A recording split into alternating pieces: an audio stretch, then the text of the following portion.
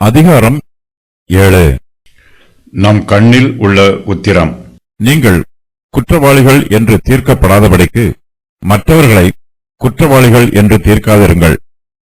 ஏனெனில் நீங்கள் மற்றவர்களை தீர்க்கிற தீர்ப்பின்படியே நீங்களும் தீர்க்கப்படுவீர்கள். நீங்கள் மற்றவர்களுக்கு அளக்கிற அளவின்படியே உங்களுக்கும் அளக்கப்படும். நீ உன் கண்ணில் இருக்கிற உத்திரத்தை உணராமல் உன் சகோதரன் கண்ணில் இருக்கிற துரும்பை பார்க்கிறதென்ன? இதோ உன் கண்ணில் உத்திரம் இருக்கையில் உன் சகோதரனை நோக்கி, நான் உன் கண்ணில் இருக்கும் துரும்பை எடுத்து போடட்டும் என்று நீ சொல்வதெப்படி? மாயக்காரனே, முன்பு உன் கண்ணில் இருக்கிற உத்திரத்தை எடுத்து போடு, பின்பு உன் சகோதரன் கண்ணில் இருக்கிற துரும்பை எடுத்து போட வகை பார்ப்பாய். பரிசுத்தமானதை நாய்களுக்கு கொடாதேயுங்கள், உங்கள் முத்துக்களை பன்றிகள் முன் போடாதேயுங்கள். போட்டால் தங்கள் கால்களால் அவைகளை மிதித்து திரும்பிக் கொண்டு உங்களை பீறி போடும்.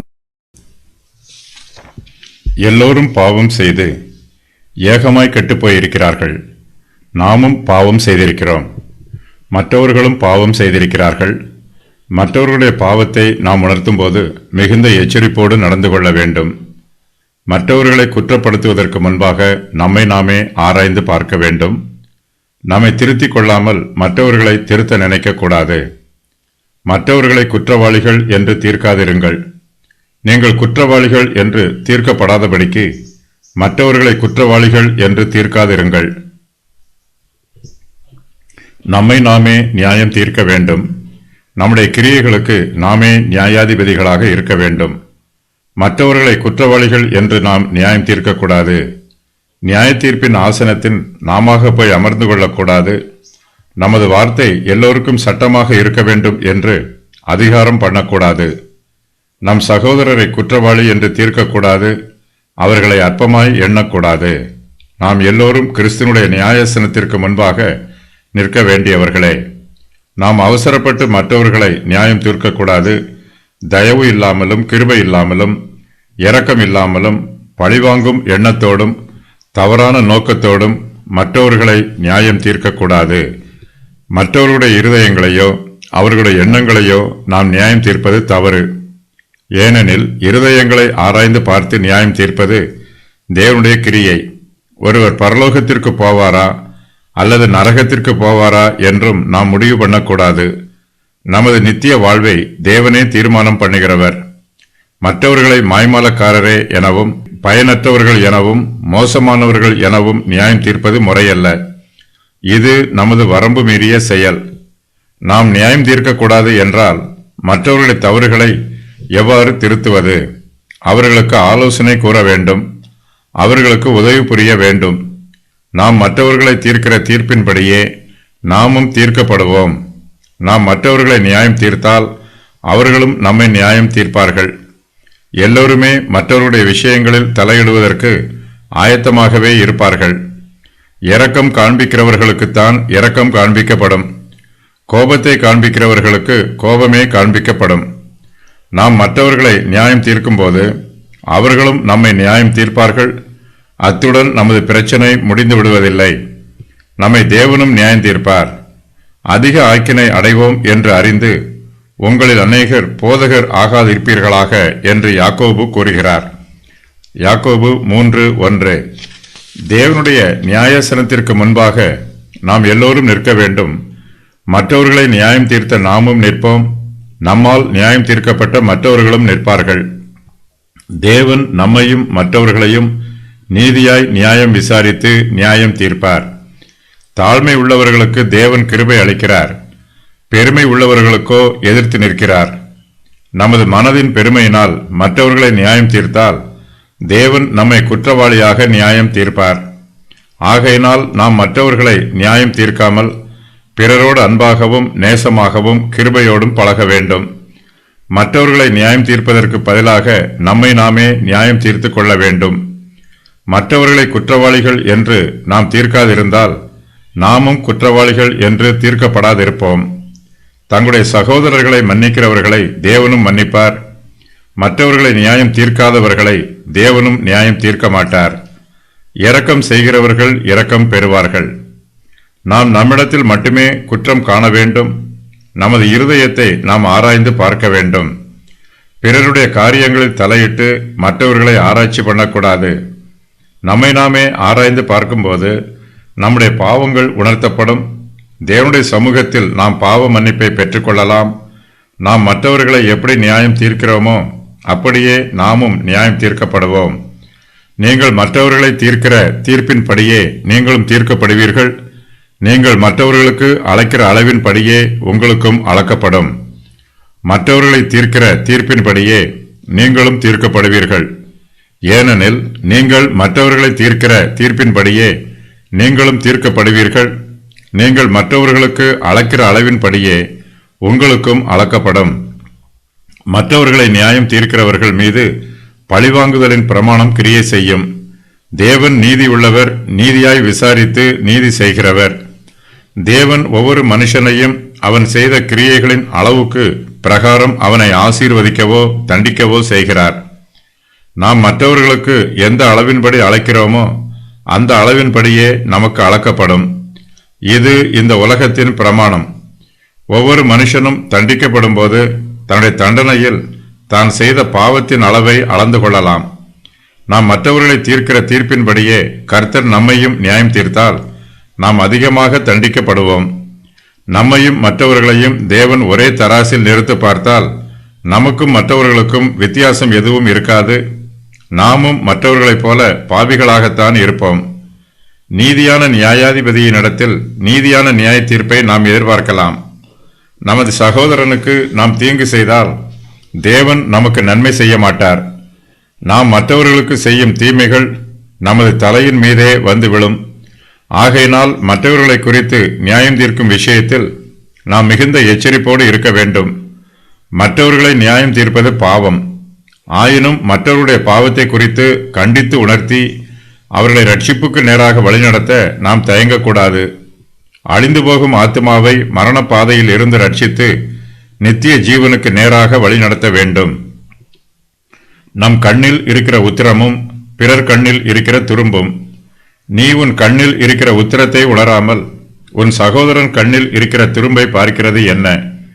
இதோ உன் கண்ணில் உத்திரம் இருக்கையில் உன் சகோதரனை நோக்கி, நான் உன் கண்ணில் இருக்கும் துரும்பை எடுத்து போடட்டும் என்று நீ சொல்வது எப்படி? மற்றவர்களை நியாயம் தீர்ப்பதற்கு எல்லோருக்கும் தகுதி இருப்பதில்லை. ஒரு சிலர் மற்றவர்கள் செய்யும் பாவங்களை தாங்களே செய்து கொண்டு மற்றவர்களுக்கு அவருடைய குற்றங்களை உணர்த்துகிறார்கள். இப்படிப்பட்டவர்கள் மற்றவர்களை கண்டித்து உணர்த்துவது இயலாத காரியம். இவர்களுடைய கண்டித்து உணர்த்துதலினால் எவ்வித பயனும் உண்டாகப் போவதில்லை. இவர்களுக்கு அவமானமே உண்டாகும். ஒரு சிலர் மற்றவர்களோடு சிறிய காரியங்களுக்கு கூட சண்டை போடுவார்கள். இவர்கள் மற்றவர்கள் சண்டை போடும்போது அவர்களை சண்டை போடக்கூடாது என்று சமாதானம் பண்ண முயற்சி செய்வார்கள். இப்படிப்பட்டவர்கள் தங்கள் கண்ணில் இருக்கிற உத்திரத்தை உணராமல் மற்றவர் கண்ணில் இருக்கிற துரும்பை பார்க்கிறவர்கள். பாவங்கள் எல்லாமே பாவங்கள்தான். ஆயினும் அதிலும் சில பாவங்கள் சிறியது என்றும் பெரியது என்றும் உள்ளன. சில பாவங்கள் உத்திரத்தை போல பெரியவை, சில பாவங்கள் துரும்பை போல சிறியவை, சில பாவங்கள் பூச்சியை போன்று சிறியவைகள், வேறு சில பாவங்களோ ஒட்டகத்தை போன்று பெரியவைகள். பாவம் சிறியதாக இருந்தாலும் பெரியதாக இருந்தாலும் பாவம் பாவமே. தேவனுக்கு விரோதமானது எல்லாமே பாவம்தான். மற்றவருடைய பாவங்களோடு ஒப்பிடும்போது நம்முடைய பாவம் நமக்கு பெரிதாக தெரிய வேண்டும். மற்றவருடைய பாவங்களை நாம் பெரிதுபடுத்துவதற்கு பதிலாக நம்முடைய பாவங்களையே நாம் பெரிதுபடுத்தி பார்க்க வேண்டும். ஒரு சிலர் தங்கள் கண்களில் உத்திரத்தோடு இருப்பார்கள். ஆனால் இந்த உத்திரத்தை அவர்கள் கவனிக்க மாட்டார்கள். பாவத்தின் சாபத்தினால் இவர்கள் வீழ்ந்திருப்பார்கள். ஆயினும் அந்த சாபத்தை குறித்தும் குற்ற உணர்வு அற்றவர்களாக இருப்பார்கள். தங்களை தாங்களே நீதிமான்கள் என்று நினைத்து கொண்டு தங்களுடைய பாவங்களுக்கு மனம் வருந்தாமல் இருப்பார்கள். மற்றவர்களை பார்க்கிலும் இவர்களே முதலாவதாக மனம் திரும்ப வேண்டும். பெரிய பாவங்களுக்கு சொந்தக்காரரான இவர்கள் மற்றவர்களை எளிதாக நியாயம் தீர்க்க முன் வருவார்கள். பெருமையும் கிருபையின்மையும் இவர்களுடைய கண்களில் உத்திரத்தை போல இருக்கும். இவர்கள் மற்றவர்களை கூர்ந்து கவனித்து அவர்களை குற்றப்படுத்துவதில் வல்லவர்கள். பலர் இரகசிய பாவங்களில் ஈடுபடுகிறார்கள். இவை வெளிப்படும் போது இந்த பாவங்களை உணர்த்தலாம். ஆயினும் பாவங்களை உணர்த்துகிறவனுக்கு ஒரு தகுதி இருக்க வேண்டும். தன்னுடைய பாவங்களுக்கு மனம் திரும்பாமல் மற்றவருடைய பாவங்களை நியாயம் தீர்க்கிறவன் மாய்மாலக்காரன். இயேசு கிறிஸ்து இப்படிப்பட்டவர்களை மாயக்காரனே என்று அழைக்கிறார். முன்பு உன் கண்ணில் இருக்கிற உத்திரத்தை எடுத்து போடு.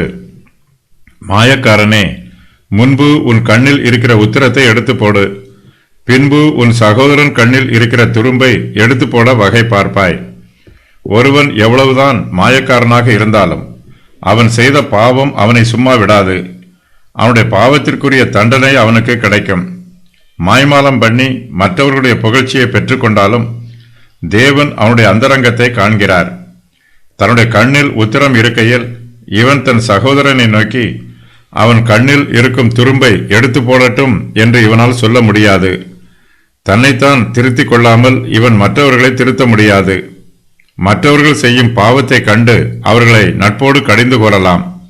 ஆனால் அவர்களை நியாயாதிபதியைப் போல நியாயம் தீர்ப்பது நமக்கு நியமிக்கப்படவில்லை. மற்றவர்களை நியாயம் தீர்ப்பதற்கு முன்பாக நம்மை நாமே நியாயம் தீர்த்து கொள்ள வேண்டும். நம்முடைய கண்ணில் இருக்கிற உத்திரத்தை முதலாவதாக எடுத்து போட வேண்டும். அதன் பின்பு நம்முடைய சகோதரர் கண்ணில் இருக்கிற துரும்பை எடுத்து போட வகை பார்க்கலாம். நம்முடைய பாவங்களை நாம் கடிந்து கொள்ளாமல் நம்மை நாமே மன்னித்துக் கொள்கிறோம். ஆனால் மற்றவர்கள் செய்யும் பாவங்களை நாம் மன்னியாமல் அவர்களை எளிதில் நியாயம் தீர்த்து விடுகிறோம்.